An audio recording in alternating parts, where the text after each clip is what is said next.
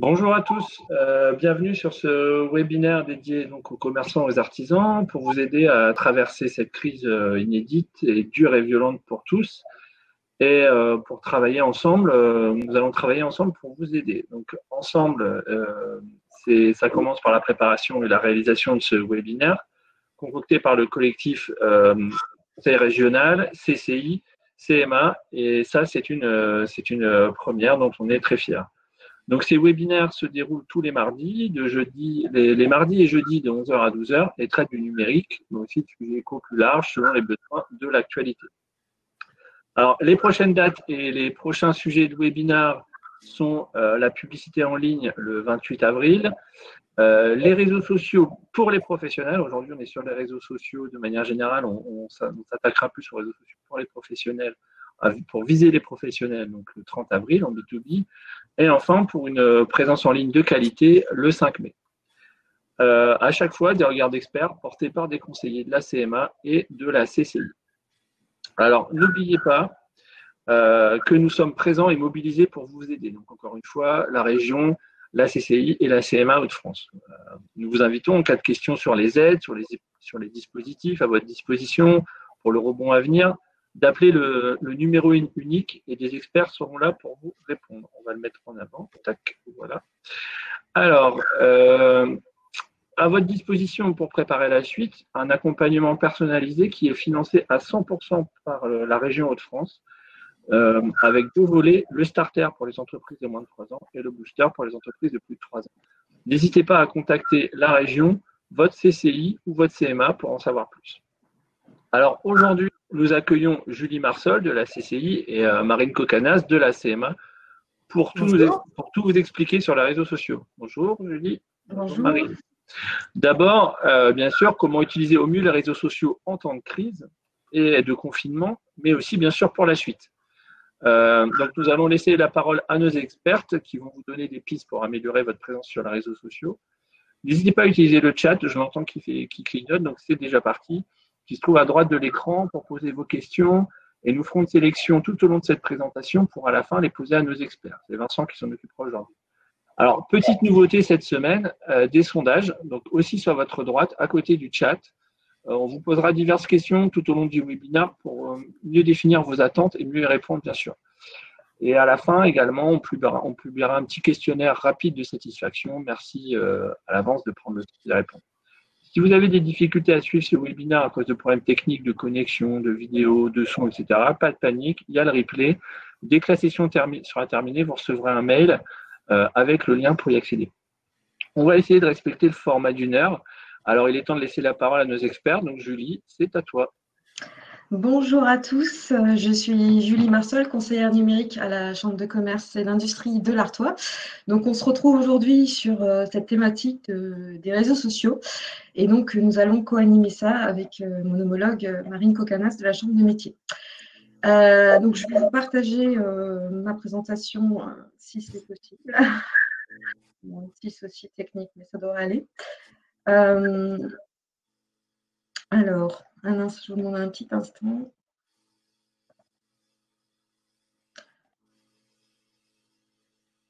Je vais commencer en espérant que on va commencer sans présentation, c'est pas un souci. Alors, donc, la première chose à avoir donc, à l'esprit pour le sujet des réseaux sociaux, c'est savoir comment fonctionnent les réseaux sociaux. Donc, alors, excusez-moi, j'essaie en même temps de vous partager mon écran. Voilà, je pense qu'on sera bon. Est-ce que vous voyez bien mon écran? Vous m'entendez? Oui, c'est bon, Julie, nickel. Ah, merci. Donc, je vous disais, donc la question des réseaux sociaux. À savoir, donc la première question à se poser, c'est comment utiliser les réseaux sociaux et surtout déjà comment ça fonctionne. Donc, le premier point à avoir en tête sur les réseaux sociaux, c'est que c'est un système, donc via une appli ou un site qui permet une interaction sociale et un partage de contenu entre individus. Donc ça, c'est vraiment important de l'avoir à l'esprit parce que c'est vraiment ce qui fait sa spécificité et qu'il faut avoir à l'esprit pour bien utiliser cet outil. Alors, ce partage, il peut se faire entre professionnels, entre particuliers ou également entre particuliers et professionnels. C'est bien sûr les réseaux sociaux, c'est bien sûr les médias sociaux qu'on connaît tous, Facebook, Instagram, LinkedIn, Pinterest, etc. C'est également les messageries instantanées du type WhatsApp ou encore Messenger pour l'outil Facebook. C'est également des groupes fermés comme on peut en trouver sur notamment Facebook, des forums ou encore des encyclopédies en ligne comme Wikipédia, le tout étant de partager du contenu entre utilisateurs. Alors, la question qu'on s'est posée au début, bien sûr, c'est faut-il communiquer sur les réseaux sociaux durant le confinement? Donc, on va répondre à cette question. Alors déjà, il faut se remettre à l'esprit de pourquoi, oui, en temps habituel, déjà, il faut communiquer sur les réseaux sociaux. En tant qu'entreprise, en tant qu'artisan, commerçant, le premier objectif, c'est d'être visible, d'améliorer son référencement. Les réseaux sociaux sont un moyen assez simple d'être plus visible sur Internet et d'améliorer son référencement naturel, puisqu'on sait aujourd'hui que lorsqu'une entreprise a une page Facebook, notamment, ou par exemple est présente sur Pinterest, elle a naturellement une visibilité accrue sans forcément investir des coûts importants.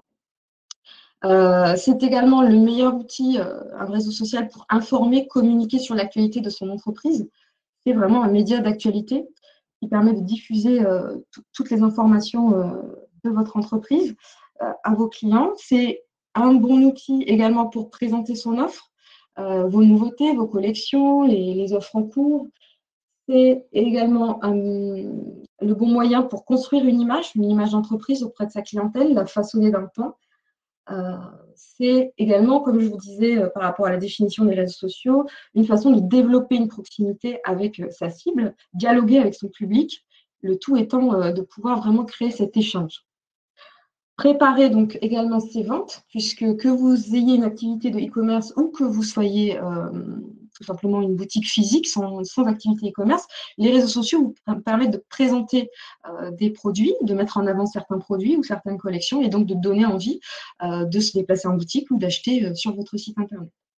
C'est également un outil de fidélisation. C'est un bon moyen de garder contact avec son client après un premier contact ou une vente, ou de gérer tout ce qui a trait au service après-vente, des questions spécifiques sur l'utilisation ou différentes problématiques avec un produit. Alors ça, c'était pour le temps habituel, en temps normal, on va dire. Et pourquoi, oui, il faut effectivement aussi communiquer pendant le confinement, quand on est une entreprise, qu'on soit un artisan, commerçant ou différents types d'entreprises. Parce que tout simplement, vos clients ont une plus grande disponibilité. On a vu que pendant le confinement, les gens sont beaucoup plus connectés, encore plus que d'habitude. Plus de temps est passé sur les écrans, clairement, et notamment sur les réseaux sociaux. Donc, vous avez une plus grande attention, on va dire, de vos clients. Très logiquement, mais également de votre côté, vous avez a priori plus de temps disponible et ce temps peut être mis à profit pour prendre ce temps justement pour améliorer votre communication, travailler mieux vos contenus, que ce soit des textes, des photos, essayer de nouveaux outils, puisque vous avez le temps de prendre le temps de la découverte d'un nouvel outil, de comment il fonctionne, un nouveau réseau social par exemple. Donc ça, ce sont les premiers points liés au temps. Ensuite, il y a l'adaptation. On s'adapte à un contexte qui est vraiment particulier, avec des nouveaux besoins, des besoins qui ont évolué forcément par rapport à ce temps qui contraint et les conditions qui nous sont imposées à tous. Donc, il faut être à l'écoute de ces besoins et essayer de vous adapter au mieux, en fonction de vos possibilités, bien sûr, dans votre entreprise. Donc, ça, il faut effectivement le communiquer sur Internet, sur les réseaux sociaux. Il faut le communiquer à vos clients ou à des éventuels nouveaux clients. C'est aussi donc dans la tendance des nouveaux besoins, une tendance forte qui avait déjà démarré avant le confinement, mais qui vraiment se renforce avec l'effet du confinement, c'est cette tendance de répondre au consommer local. Donc on voit qu'il y a une vraie volonté pour des raisons diverses. Avant c'était écologique, économique, là c'est aussi pour des raisons en plus sanitaires, de consommer local et pour des raisons d'approvisionnement plus facile tout simplement. Donc, dernier point, plus que jamais, déjà en temps habituel, il faut être à l'écoute de votre public. C'est ce que impliquent les réseaux sociaux, d'où ma définition au départ pour repréciser les choses. Et là, plus que jamais, il faut être à l'écoute de votre public puisqu'il est, comme je vous disais, contraint. Et donc, il a des besoins particuliers qu'il faut écouter et auxquels il faut s'adapter. Donc, toujours pareil, on continue sur le confinement. Donc, durant le confinement, il faut communiquer pour maintenir le lien avec son public. On peut être tenté, notamment au départ, de ne pas savoir forcément quoi dire à son public parce que la boutique est fermée, mais il faut maintenir malgré tout le lien avec son public. C'est important. Puisque forcément, si vous ne communiquez plus, la reprise mettra un peu plus de temps. Et puis également, voilà, vous n'êtes pas forcément transparent sur ce qui se passe dans l'entreprise, ce qui peut également susciter des inquiétudes de vos clients. Informer sur l'adaptation de votre offre, ça c'est capital, quel que soit l'état actuel de votre offre, si elle a évolué pendant le confinement. Quels sont vos services, quels sont vos horaires, qu'est-ce que vous proposez, comment se faire livrer. Toutes ces questions-là sont capitales à renseigner sur les réseaux sociaux et à mettre à jour au fur et à mesure si besoin, ou à communiquer en tout cas de façon régulière et très accessible. Communiquer autrement, c'est aussi donc l'occasion, ce moment particulier que nous vivons tous, hein, qu'on soit entreprise ou particulier, c'est une occasion de communiquer autrement. Donc, profitez de ce temps, j'ai envie de dire, pour communiquer auprès de votre cible de façon un peu différente, plus humaine, plus proche aussi. C'est cette idée aussi de dialogue et d'écoute, cette idée de partage qui est encore plus renforcée que d'habitude sur les réseaux sociaux. Disons que ce qui est vrai habituellement sur les réseaux sociaux est encore plus marqué actuellement par le confinement. Donc, montrer un visage plus humain. Comme je vous disais, on traverse cette période qui est compliquée. Le fait de montrer un visage plus humain, ça crée une proximité, une complicité aussi dans ce moment particulier. Et puis, ça crée de la sympathie, tout simplement, sur votre entreprise, sachant qu'on bénéficie en ce moment d'un climat qui est favorable aux entreprises de proximité, pour les raisons que j'ai évoquées tout à l'heure. Donc, forcément, si vous vous montrez plus humain, il y aura encore plus de compréhension sur votre entreprise. Anticiper l'après, donc maintenir ce lien, ça permet d'anticiper l'après, de favoriser une reprise un peu plus facile au retour, et notamment parce que vous écoutez aussi les besoins de vos clients. Changer les idées de vos clients, comme je vous disais, on est enfermé, on est contraint, etc. Et donc, vos clients ont aussi besoin de se divertir, d'avoir des nouvelles, d'avoir du lien. L'idée, c'est de pouvoir aussi leur apporter ça, ce que peuvent leur apporter les entreprises de proximité. Trois exemples pour terminer sur cette partie. Donc, trois exemples différents. On a sur Instagram l'exemple d'une boutique qui vend des produits bio, qui explique très simplement quel est le meilleur moyen de commander leurs produits. Donc, ils invitent à commander en ligne et à venir retirer en boutique. Donc, vous voyez, une communication claire, simple, précise, avec une image de qualité. Un coiffeur qui s'adapte complètement à la contrainte en proposant un drive ponctuel pour se fournir en produits capillaires. C'est une bonne adaptation à l'évolution que nous vivons. Ou également une salle de sport qui a adapté ses cours en salle à des lives Facebook quotidiens. Et donc, il communique de façon, pareil, régulière et très compréhensible sur ses réseaux sociaux. Voilà, je laisse maintenant la parole à Marine Kokanas de la Chambre des métiers pour vous faire un zoom sur les principaux réseaux sociaux et comment les utiliser. Merci Julie. Alors, je vais vous partager tout de suite du coup, mon écran.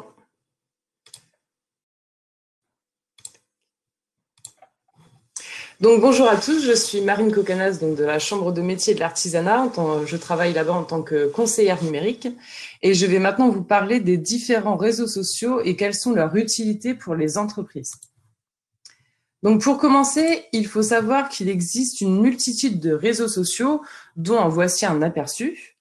Il y a des réseaux d'édition comme Wikipédia, ceux qui servent au partage comme SlideShare où l'on peut partager des supports de présentation par exemple, les messageries comme Skype ou encore ceux qui servent à collaborer.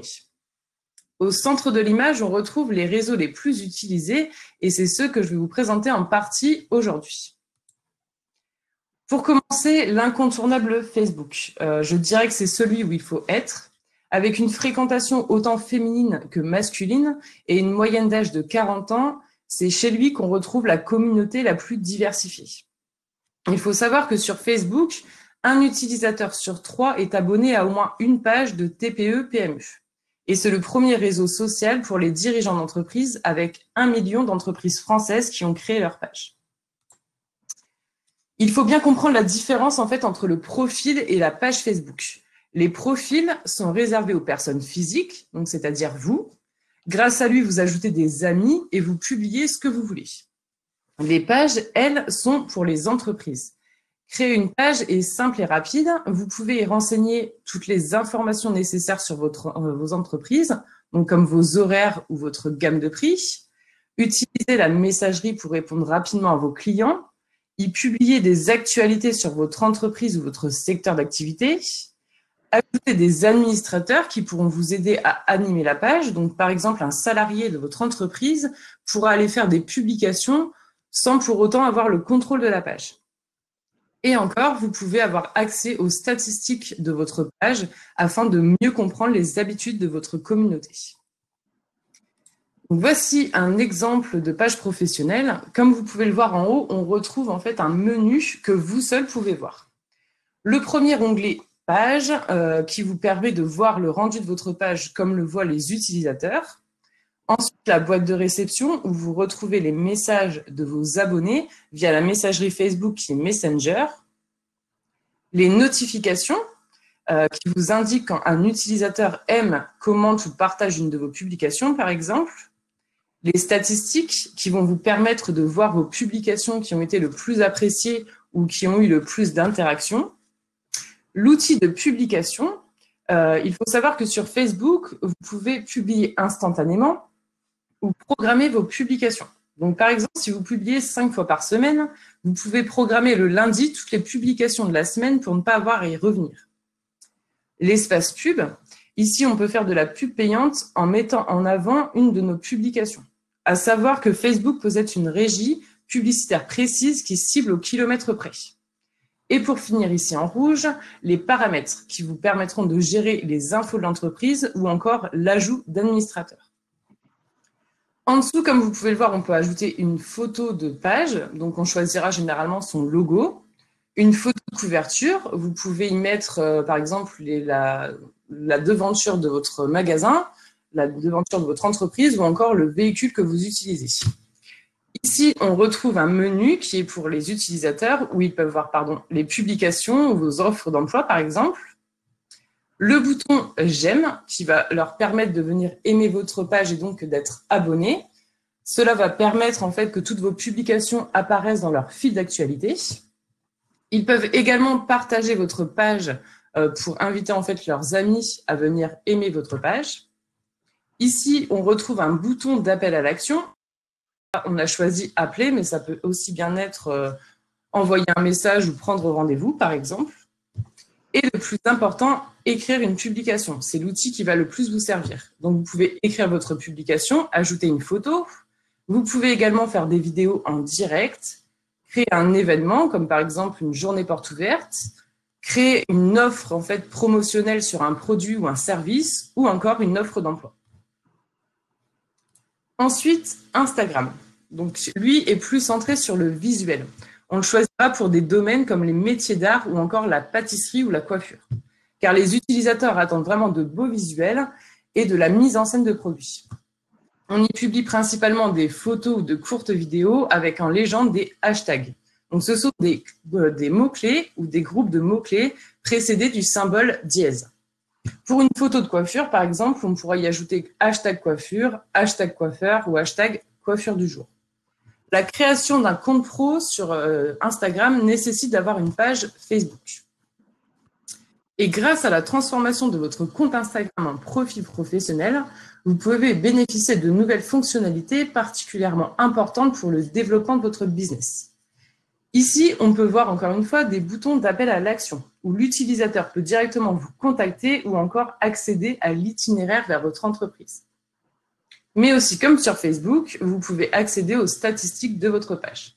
Vous les retrouvez ici. Passons maintenant à LinkedIn. Donc, qui est avant tout conçu pour les professionnels, il permet de créer de nouveaux contacts et d'entretenir un réseau. Spécialement conçu pour les relations professionnelles, il convient tout particulièrement au B2B. Il se place sur un créneau que les géants des médias sociaux, Facebook ou Twitter, ne couvrent pas. Sur LinkedIn, le profil personnel ressemble plus à un CV numérique. Vous y indiquez vos expériences, vos diplômes et vos compétences professionnelles. Vous pouvez également y créer un profil d'entreprise sans coût supplémentaire. En tant qu'entreprise, il est logique d'y être représenté pour plusieurs raisons. La présentation de l'entreprise, donc le profil de l'entreprise est le premier point de contact sur LinkedIn, avec des photos et des textes. Vous communiquez des informations essentielles sur votre entreprise. Présentation en tant qu'employeur, si vous avez de nouvelles offres, vous pouvez les publier via votre profil d'entreprise. La diffusion de contenu, vous avez la possibilité d'écrire des publications comme sur Facebook. Et vous avez également la possibilité de faire de la publicité d'une manière particulière. En raison de la cible B2B spécifique, il est intéressant de faire du marketing sur LinkedIn. Et pour finir, Pinterest. Donc, à mi-chemin entre un réseau social et un moteur de recherche, Pinterest est une plateforme de découverte, d'inspiration et de partage de visuels en ligne. Ce réseau permet aux utilisateurs de créer des catégories, appelées tableaux, et d'y ranger des épingles. Concrètement, comme on pourrait le faire en fait dans la vie réelle avec un tableau de liège, l'objectif est de regrouper au même endroit des éléments pratiques, tels que des recettes, astuces et conseils, des inspirations comme des citations, des idées de décoration ou encore de belles photos. C'est une véritable source d'inspiration. Toutes les thématiques y sont représentées, donc cuisine, décoration, animaux, jardinage, mais aussi développement personnel, graphisme, routine de travail et j'en passe. Les publications sont composées d'un visuel, d'un lien vers un site web et d'une brève description pouvant comporter, encore une fois, des hashtags. Donc, voici à quoi ressemble Pinterest et pourquoi se lancer dessus en tant qu'entreprise. Premièrement, pour développer votre image de marque. C'est le réseau social de l'esthétique. Pinterest est un outil idéal pour créer votre univers de marque. Coup de cœur, inspiration, conseils via des articles de blog, l'objectif est de partager une autre partie de votre activité. Attention, le contenu partagé ne doit pas être uniquement centré sur vos offres. Comme sur les autres réseaux sociaux, la mise en avant de vos produits et services doit être subtile. Les consommateurs veulent voir la personnalité qui se cache en fait derrière la marque.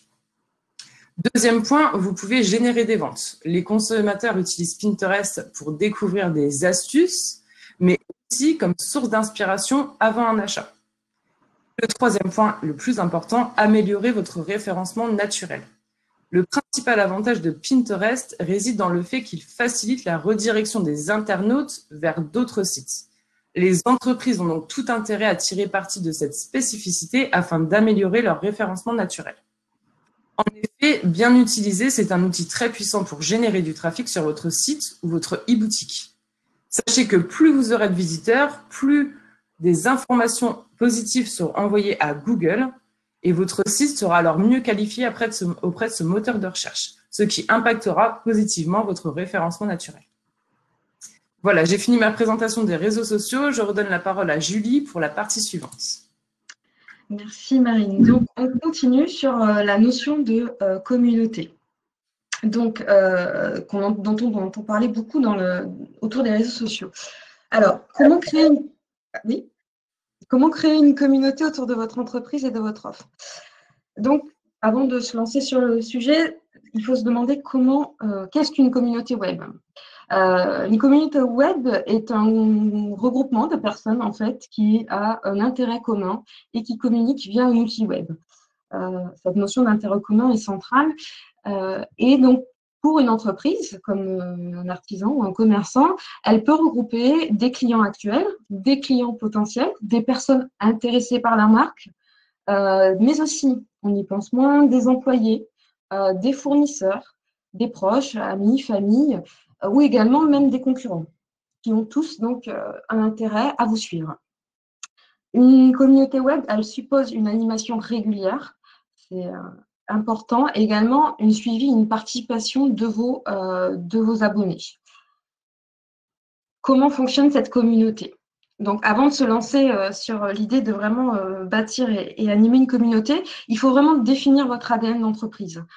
Quelle est votre valeur ajoutée? Quelles sont vos passions? Qu'est-ce que vous apportez en plus à votre clientèle? Définir les objectifs de votre communauté, qu'est-ce que vous voulez en faire? Et la cible, à qui vous voulez vous adresser prioritairement. C'est important pour adapter le ton, adapter le style. Une des tendances fortes des réseaux sociaux depuis déjà quelques temps et qui est encore plus marquée une fois de plus pendant ce confinement, c'est la notion de transparence et d'authenticité. C'est capital pour la notion de communauté également. Pour créer du lien, il faut se montrer transparent, ne pas hésiter à montrer les coulisses de son entreprise et aussi avoir un style authentique. Pour ça, évidemment, il faut avoir bien défini son ADN, sa valeur ajoutée, son style. Créer de la valeur dans votre contenu. L'idée d'une communauté, c'est vraiment d'apporter quelque chose, quelque chose d'utile, de divertissant. À vous de le définir. Ça peut être également, bien sûr, les deux en même temps, mais l'idée est vraiment d'apporter quelque chose qui va intéresser. Une notion aussi capitale dans le principe de communauté, c'est de bannir le tout commercial. Marine l'évoquait juste avant.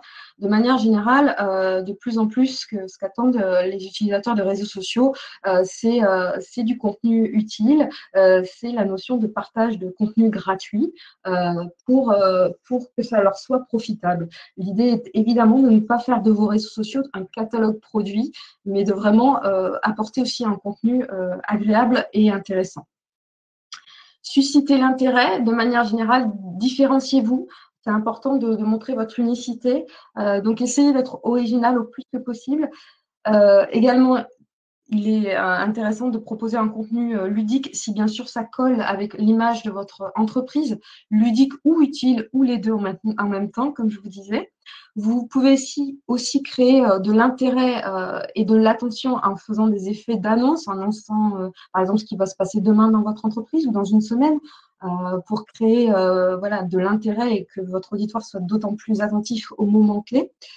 Et créer des rendez-vous réguliers, comme on a avec ces webinaires, par exemple, hebdomadaires ou mensuels ou quotidiens, pour créer donc ce lien régulier avec votre communauté. Ce sont des exemples. Donc, comment animer cette communauté web?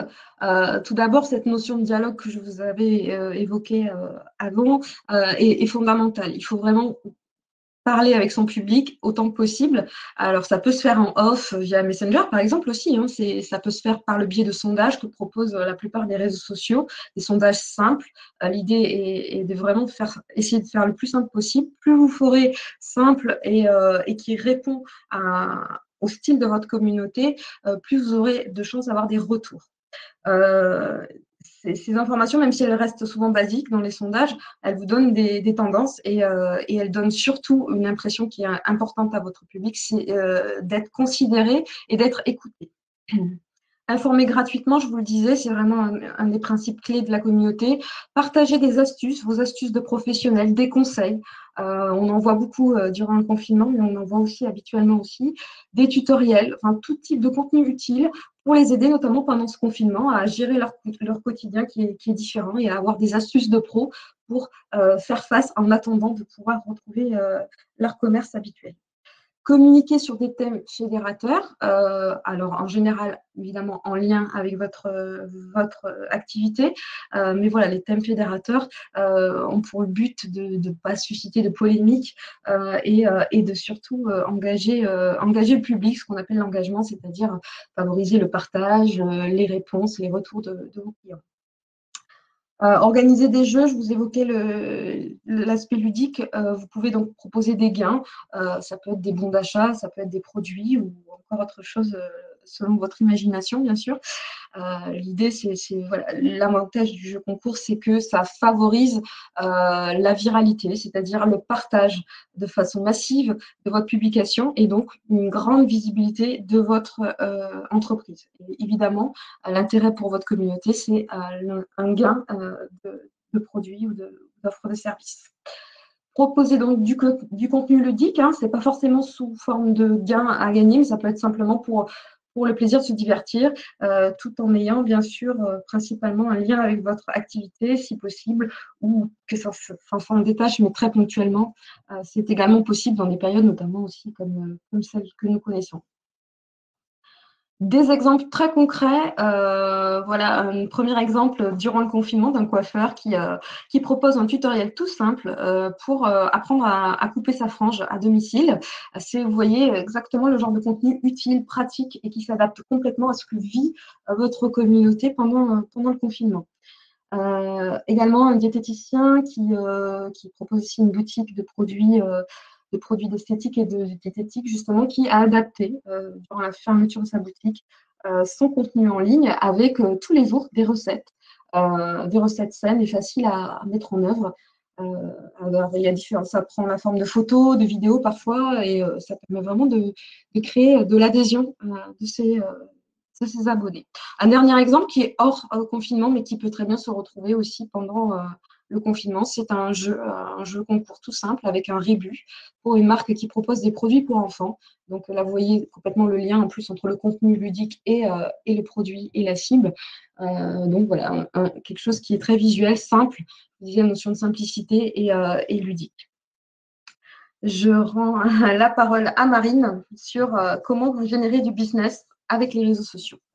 Merci Julie. Alors, je vous partage mon écran de nouveau.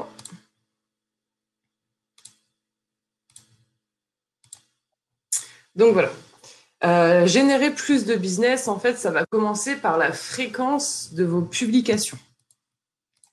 Donc concrètement, une bonne fréquence de publication, c'est vraiment indispensable. Il ne faut pas trop publier pour ne pas lasser les utilisateurs, mais également publier assez régulièrement pour ne pas qu'ils vous oublient. En fait, le mot d'ordre, c'est exister sans lasser sa cible. Dans le marketing digital, il n'y a pas de science exacte, en fait. Seule l'expérience et les réajustements permettent de trouver le mode de fonctionnement qui vous convient.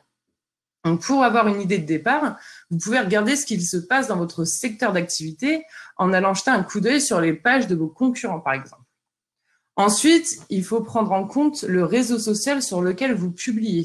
On sait par exemple que sur Instagram, la moyenne de publication est de 2 par jour, alors que sur Facebook, on est entre 5 à 10 publications, mais par semaine. Prenez également en considération votre capacité de publication. Ne visez pas trop haut si vous avez déjà un planning de travail chargé. Et gardez en tête de prioriser la qualité à la quantité. Je vous conseille de créer un planning de publication afin de déterminer les jours et les heures où vous allez publier et de le modifier selon les résultats de vos statistiques. Ne publiez pas pour publier, essayez de préparer vos contenus à l'avance pour ne pas devoir improviser un mauvais contenu au dernier moment.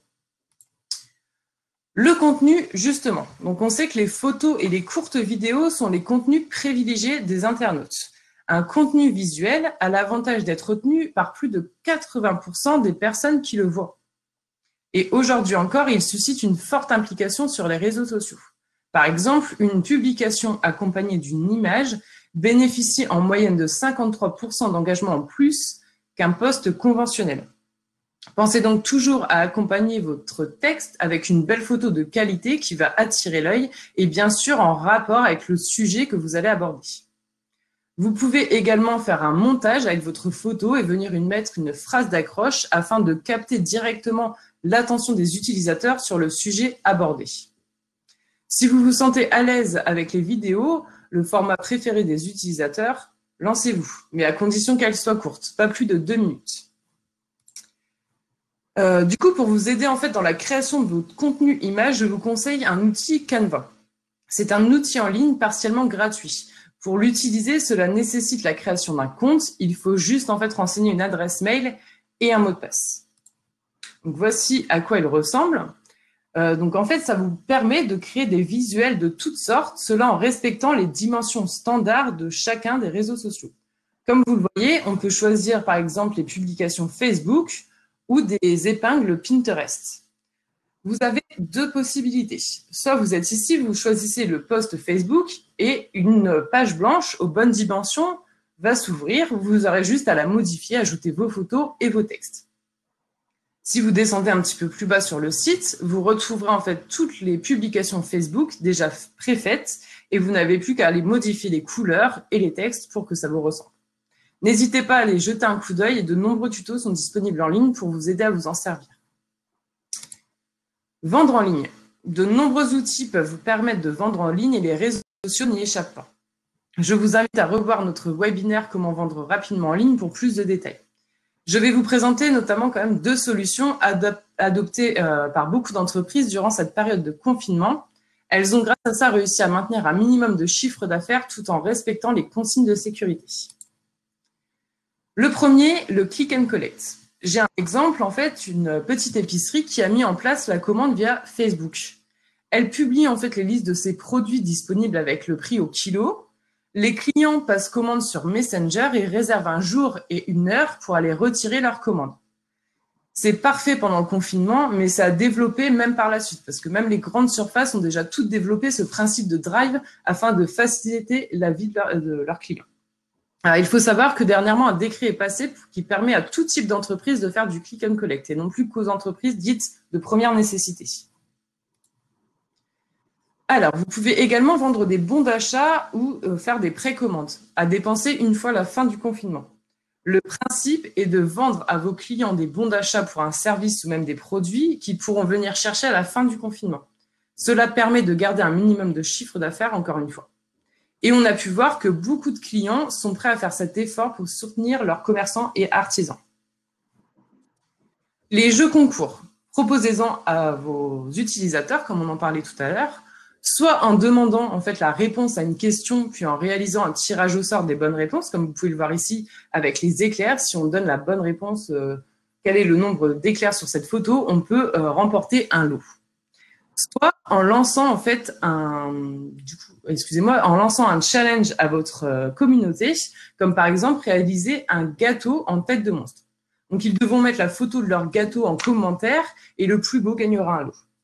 En vrai, l'importance de cette méthode, c'est vraiment de générer une part de la participation et donc d'attirer de nouveaux abonnés, mais également d'offrir au vainqueur un chèque cadeau qui lui donnera envie en fait d'acheter chez vous. Et s'il est satisfait de votre produit ou vos services, il reviendra forcément et en prime, il en parlera autour de lui. Vous pouvez également réaliser des sondages. Donc, vous avez plusieurs façons de procéder avec le sondage Facebook où vous proposez votre question et indiquez les réponses possibles aux utilisateurs, ou avec, comme ici, un montage de plusieurs photos et une réaction pour chacune d'entre elles. Donc, pour cet exemple, l'utilisateur qui préférera le poulet rôti ira mettre un pouce bleu sur votre publication, alors que celui qui préfère le canard ira mettre le smiley qui rigole. Le but étant de faire une mini-étude de marché si vous comptez lancer un nouveau produit ou service et donc être plus sûr de votre résultat. Et pour finir, faire de la pub payante. Donc, il est possible sur les réseaux sociaux de payer pour mettre en avant une publication de votre choix en ciblant un périmètre ou même une tranche d'âge. Et je vous invite à suivre notre webinaire du 28 avril à 11 h consacré à la publicité en ligne. Ce webinaire réseaux sociaux est maintenant terminé. Je vous remercie de votre attention et nous allons maintenant répondre à vos questions.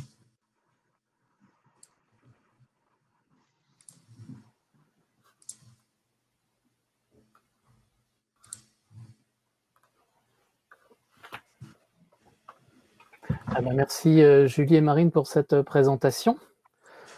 Vous avez évoqué la possibilité de vendre via les réseaux sociaux et avant de passer aux questions, c'est vrai que Marine l'a dit, je voudrais attirer votre attention sur un décret qui est passé et partager une info si vous ne l'avez pas encore reçue, c'est que le click and collect est possible pendant le confinement pour les magasins de vente que n'ayant pas eu l'autorisation de recevoir du public. Donc je vais vous mettre le lien en call to action. Hop, je vais mettre click and collect.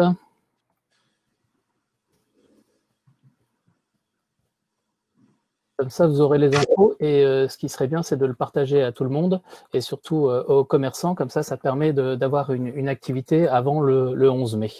Alors, pour les questions, on parle souvent, oui, de référencement. Quelqu'un a demandé, être sur les réseaux améliore le référencement, mais pas le référencement de notre site principal. Qu'est-ce que vous avez à dire là-dessus? Je pense qu'on pourrait dire peut-être que les réseaux sociaux améliorent la visibilité et que le référencement, c'est plus via Google ou Google My Business. Qu'en pensez-vous?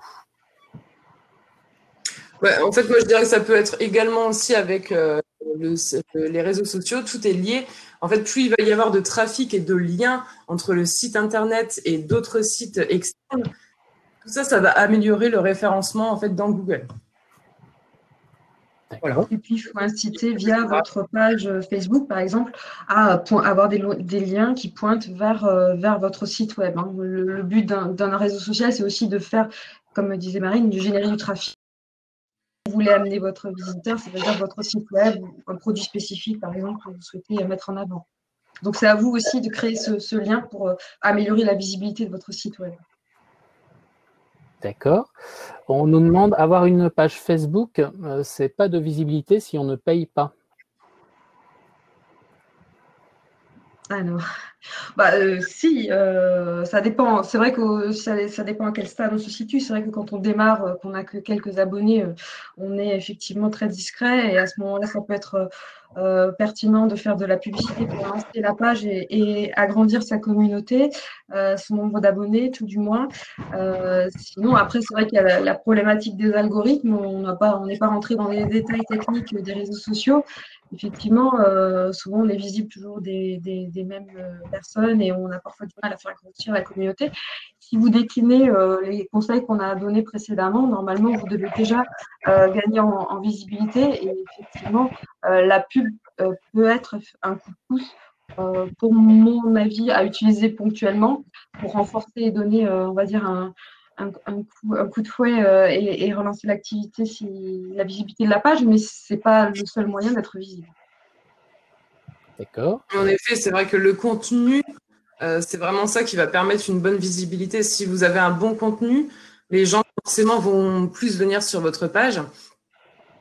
Sur Facebook, il existe aussi des outils. Donc, par exemple, inviter vos amis à aimer la page. Donc, vous pouvez inviter vos propres amis donc sur votre profil, comme je l'avais dit, pas sur la page, à aimer votre page. Et les utilisateurs peuvent le faire également. Donc, après, ça peut vite en fait générer, juste à force de bouche à oreille par les réseaux sociaux, on va dire, ça peut vite générer une grosse communauté sans pour autant faire de la publicité payante. On parlait de Pinterest. Pouvons-nous être sur Pinterest en étant professionnel? Bien sûr, justement, j'en parlais, c'est pour le référencement, c'est vraiment très utile d'être sur Pinterest. Et aussi, même pour l'inspiration, en fait. Dans son travail, ça peut être aussi, dans certains travails, ça peut être aussi important d'avoir une mine d'inspiration et de trouver une nouvelle. L'avantage en plus pour les entreprises, je rajoute par rapport à Pinterest, c'est que c'est vraiment quelque chose qu'ils peuvent préparer. Ça peut être un travail de fond au calme. Il n'y a pas besoin d'une actualité aussi fraîche que sur les réseaux sociaux, on va dire.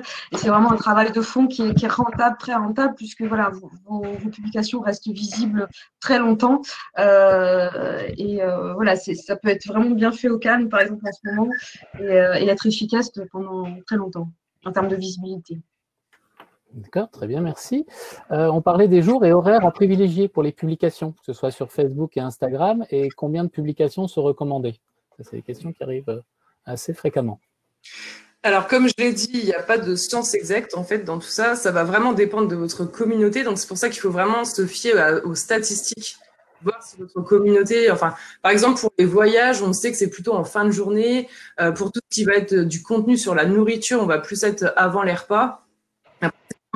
Spécifique à chaque activité, donc il faut vraiment étudier en fait les statistiques pour justement déterminer quels seraient les meilleurs horaires à choisir et les meilleurs jours.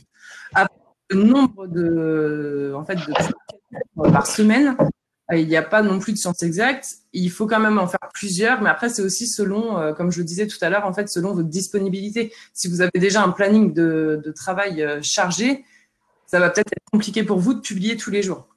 Il vaut mieux, en fait, comme je dis, privilégier vraiment de la qualité plutôt que de la quantité. Et après, sinon, pour essayer de publier régulièrement, ça, j'en ai pas parlé, mais vous pouvez tout à fait faire ce qui s'appelle en fait stories, par exemple. Ce sont des vidéos en live, des photos ça va être un contenu qui va durer 24 heures et vous allez pouvoir filmer, comme par exemple, si vous faites un chantier chez un client, pour donner un petit peu des nouvelles tous les jours à vos utilisateurs. J'ajouterais par rapport au confinement et la visibilité accrue des entreprises pendant ce temps-là, de plutôt être encore plus régulier sur les publications si vous avez du contenu. Parfois, ça peut être bien de partager encore davantage si vous pouvez, pour être plus visible. Et pour ceux qui démarrent, parce qu'il y en a toujours qui démarrent et les statistiques ne sont pas dispo, essayez d'imaginer tout simplement la journée type de votre client type. voilà, quelles sont ces contraintes dans la journée, quels peuvent être ces moments de disponibilité sur les écrans. Et en fonction de ça, ça peut déjà vous donner des tendances pour savoir s'il vaut mieux publier le matin, le midi, etc., tel ou tel jour de la semaine. Déjà, démarrer comme ça. Et ensuite, effectivement, quand vous avez un nombre d'abonnés plus important, vous pouvez vous fier aux statistiques qui sont comparables pour savoir quand les gens regardent vos publications. Et toujours sur les publications, on parle des publications des stories, lesquelles? On fait une publication, une stories ou les deux? Qu'est-ce que vous privilégiez? Les deux. L'idéal, c'est les deux. La story permet aussi d'améliorer la visibilité des comptes. On évoquait le concept d'algorithme, c'est un peu les robots qui décident si votre contenu est pertinent pour l'interlocuteur qui est en face, en fonction de ses goûts et en fonction du contenu que vous postez. La story va permettre d'avoir une meilleure visibilité, par exemple, de sa page Instagram ou de sa page Facebook, parce que vous rentrez dans le critère de contenu frais et très ponctuel que vous partagez à l'instant T, ce qui est qualifié par Facebook et Instagram, par exemple, comme une information importante à mettre en avant. Et donc, du coup, par ce biais-là, vous êtes plus visible. Et évidemment, les publications pour les raisons qu'on évoquait tout à l'heure, qui n'ont pas la spécificité d'être éphémères sur 24 heures. Par rapport aux publications sur Facebook et Instagram, qu'est-ce qui est le mieux? C'est de poster une publication sur Facebook et poster la même publication sur Instagram ou faire un partage de publications? Parce que c'est possible, ça, avec Instagram, de partager sur son compte Facebook. Alors oui, c'est possible en fait de lier les deux comptes et ce que vous publiez sur Facebook se publie automatiquement sur Instagram. Pour autant, je préconise quand même d'essayer d'adapter chaque contenu à chaque réseau. Comme je l'ai dit, Facebook, c'est vraiment généraliste. Après, Instagram, on va plus être sur de belles photos, des belles choses à mettre, des produits mis en valeur. Donc voilà, vraiment essayer de faire quand même en sorte que les contenus soient adaptés à chaque réseau. L'idéal, c'est effectivement de ne pas publier la même chose. Même si on traite le même sujet, c'est d'adapter vraiment aux différents réseaux sociaux pour aussi donner l'intérêt d'être suivi sur les différents réseaux sociaux. Si ce sont des copier-coller, les gens vont avoir tendance à se focaliser sur un réseau social. Très bien. Les jeux concours, est-ce qu'il y a une procédure particulière? Est-ce qu'il y a un texte législatif, quelque chose? Alors, Marine, tu en as parlé des concours. Qu'est-ce qu'on peut faire? Oui, Qu'est-ce qu'on peut faire? Il y a quand même des choses à respecter, je pense. Il y a une charte de Facebook à respecter qui est trouvable. Hein. Il faut que vous écriviez les règles de votre jeu concours, qu'elles soient accessibles et qu'elles expliquent aussi le mode de sélection du gagnant de façon claire et afin de pouvoir expliquer s'il y a des questions parmi les participants. Ça vous protège aussi en tant qu'entreprise, donc c'est vraiment très fortement recommandé effectivement d'expliquer très clairement quelles sont les règles du jeu, quel est le gain, comment obtenir le gain, et quels outils par exemple on utilise pour sélectionner le gagnant, etc. Donc ça doit être disponible soit sur simple demande, soit sur votre site web, ou soit dans un lien qui est dans vos publications qui concernent ce jeu. Il y a des modèles qui existent que vous pouvez adapter pour cadrer les choses. Très bien. Moi, j'ai fait le tour des questions que j'avais repérées sur le chat. Christophe, est-ce que tu en avais vu d'autres peut-être? Ouais, je vais me permettre d'intervenir parce qu'il y a des questions sur les photos, sur les images qui sont faites notamment chez les clients, etc. Et comment on partage les photos si on prend des choses. Voilà. Comme c'est un sujet que je connais assez bien, je me permets d'intervenir. Vous avez le droit, j'ai lu, il faut une autorisation écrite, etc. C'est pas forcément nécessaire. C'est bien d'avoir une autorisation écrite, mais on comprend bien que c'est fastidieux de demander à chaque fois une autorisation écrite à ses clients. D'expérience, vous pouvez vous contenter d'une autorisation orale, c'est-à-dire de dire voilà, je voudrais faire une photo de mon chantier chez vous, est-ce que vous êtes d'accord? Si la personne vous dit oui, vous pouvez publier. Après, il faut rester quand même dans le service client et dans le bon sens quand on utilise des images, que ce soit des gens, c'est-à-dire quand on les voit, ou même de leur intérieur. C'est-à-dire que si la personne change d'avis et vous dit vous avez publié des photos de moi sur les réseaux sociaux, j'avais pas envie, vous cassez pas la tête, même si vous avez une autorisation écrite ou pas, vous retirez les images pour éviter tout problème et ça s'arrêtera là. Donc, j'ai envie de vous dire, l'autorisation écrite, c'est bien, mais c'est absolument pas nécessaire à partir du moment où quelqu'un vous donne son accord. Et par contre, réagissez rapidement quand on vous demande de retirer une photo, vous la retirez et en général, ça s'arrête là. Voilà, c'était juste la petite parenthèse photo. Je ne sais pas s'il y a eu d'autres questions depuis, Vincent. Non, je n'ai rien vu. Non, c'était sur les photos. Tu as bien fait de le préciser. Non. Et puis, comme on a encore quelques minutes, est-ce que vous voudriez bien, Julie et Marine, peut-être revenir sur la notion de communauté? Parce que j'ai l'impression que j'ai vu des choses passer. On disait, mais c'est quoi une communauté?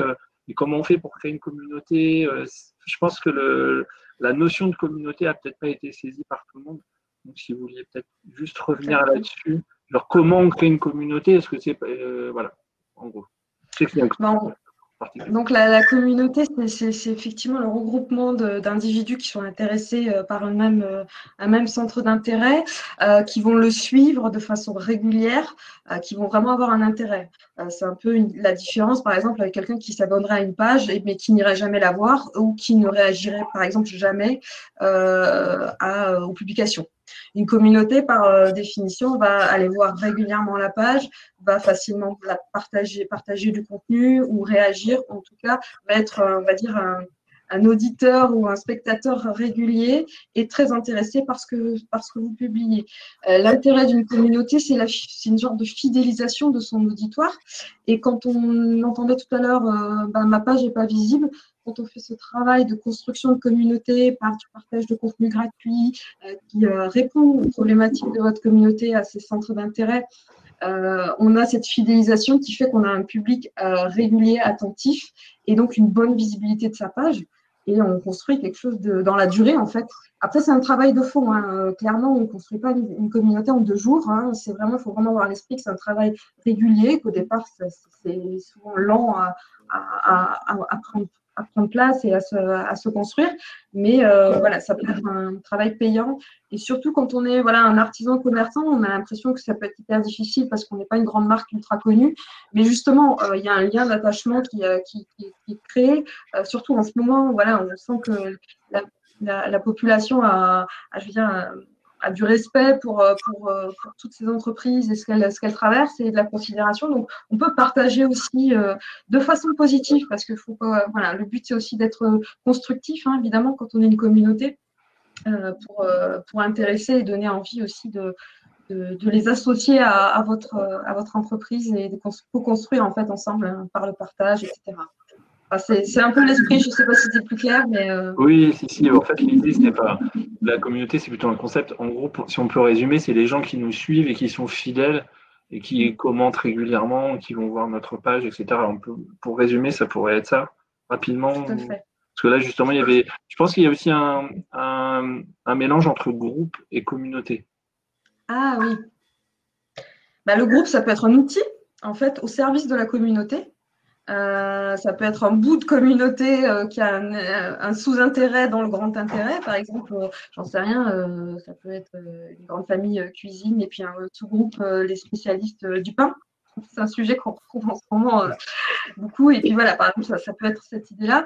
Le groupe est un milieu un peu plus fermé, souvent, avec des échanges parfois plus faciles parce qu'ils peuvent être en privé. Donc voilà. Le groupe, c'est vraiment plus, si on parle de groupe Facebook, je suis peut-être pas explicite quand je parle de groupe Facebook, c'est un outil au service de la communauté. Sinon, un groupe, il ne va pas forcément avoir cette implication. Si on parle de groupe au sens général, au sens la communauté, ce sont des gens plus engagés, on va dire. Super, merci. Est-ce que vous pourriez dire 2 mots sur… oui, tu as une bonne question sur l'intérêt, par exemple, d'avoir un community manager, c'est-à-dire quelqu'un qui va gérer les réseaux sociaux pour nous. Marine, si tu as une idée. Oui. C'est vrai que c'est important parce que vraiment publier sur les réseaux sociaux, se créer une communauté, c'est vraiment un métier à part entière. Pour la plupart, les artisans commerçants ont déjà leur métier et c'est assez compliqué en fait d'aller compléter avec parce que ça prend vraiment du temps. Il faut créer, comme je le disais, de beaux contenus, faire de belles photos, trouver les textes qui vont avec, essayer justement de créer des jeux au bon moment. Donc, ça prend vraiment beaucoup de temps. C'est là que ça peut être vraiment utile d'avoir un community manager, en fait. Donc, c'est vraiment la personne qui va aller gérer vos réseaux sociaux pour vous de A à Z. Et après aussi répondre du coup aux questions des utilisateurs, parce que quand on va aller publier des choses, les gens vont mettre des commentaires, ils vont vous envoyer des messages, comme je vous l'ai dit, par exemple, sur la messagerie Facebook Messenger. Il va falloir aller répondre. Après, où il y a aussi tout ce qui va être les personnes qui vont donner des avis parce qu'ils ont fait appel à vos services ou à vos produits et qui vont être plus ou moins contents de ce qu'ils ont eu. Forcément, tout le monde ne sera jamais content à 100% d'un produit. Et donc, du coup, ça va être vraiment tout ça, faire de la réponse, un peu du SAV aussi. Il y a une question qui vient d'arriver justement par rapport à la communauté. Est-ce intéressant de faire appel à une influenceuse ou influenceur? Ça peut être intéressant, en effet. Après, c'est vrai que ça va être tout de suite un budget, donc peut-être pas dans l'immédiat, mais après, c'est vrai que ça peut être intéressant, mais il faut bien cibler aussi son influenceur.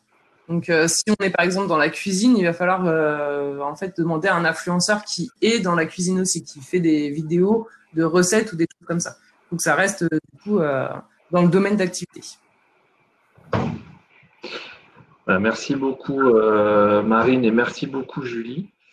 Merci à vous. Vous avez vraiment été top. J'espère que vous avez pu répondre à beaucoup de questions des personnes qui nous suivent. Donc, merci aussi à vous d'avoir suivi ce webinaire avec nous. On espère qu'il aura apporté des réponses à vos questions sur les réseaux sociaux et que vous avez fait plein d'infos pour créer ou améliorer votre présence en ligne. Alors, merci de répondre à un rapide sondage de satisfaction. Là, vous voyez, à côté du chat, vous avez un petit onglet sondage. Ça prend 1 minute et juste un clic à faire, ce qui nous permet aussi de nous aider à nous améliorer et de pouvoir vous accompagner toujours au mieux. Voilà. Donc, on vous rappelle les prochaines dates de webinaire. Voilà, Vincent a partagé le lien pour accéder à l'agenda. Donc, la publicité en ligne le 28 avril, on parlera de la publicité sur Google et sur Facebook, Instagram. Donc, ça sera l'occasion de découvrir un petit peu comment justement mettre en avant des publications. Les réseaux sociaux pour les pros, il y a eu des questions là sur le B2B. Donc, justement, ça sera l'occasion d'en parler le 30 avril. Ensuite, pour une présence en ligne de qualité, donc des outils pour que ce soit graphique, on évoquera un petit peu le référencement, voilà, pour être mieux présent en ligne, donc le 5 mai. Encore une fois, n'oubliez pas, nous sommes présents et mobilisés pour vous aider, donc la région, la CCI et la CMA. En cas de question sur les aides encore actuelles, sur le dispositif à votre disposition pour le rebond à venir, pour sortir de la crise, vous pouvez appeler le numéro unique donc qui s'affiche ici, 03 59 75 01 00. Des experts de la région, de la CMA, de la région, de la CCI, de la CMA, de la Direct sont là pour vous répondre. Et nous sommes à votre disposition aussi pour préparer la suite avec un accompagnement donc personnalisé et financé à 100% par la région de France, le starter pour les moins de 3 ans, le booster pour les plus de 3 ans. Vous contactez votre CCI, la région ou la CMA pour en savoir plus. Vous avez les mails ici qui s'affichent. N'hésitez pas à nous contacter. On est vraiment là pour vous aider. Au revoir et à très bientôt. À bientôt. Au revoir. Au revoir. Au revoir. Je te remercie Julie et Marine, c'était top. Merci. Avec plaisir.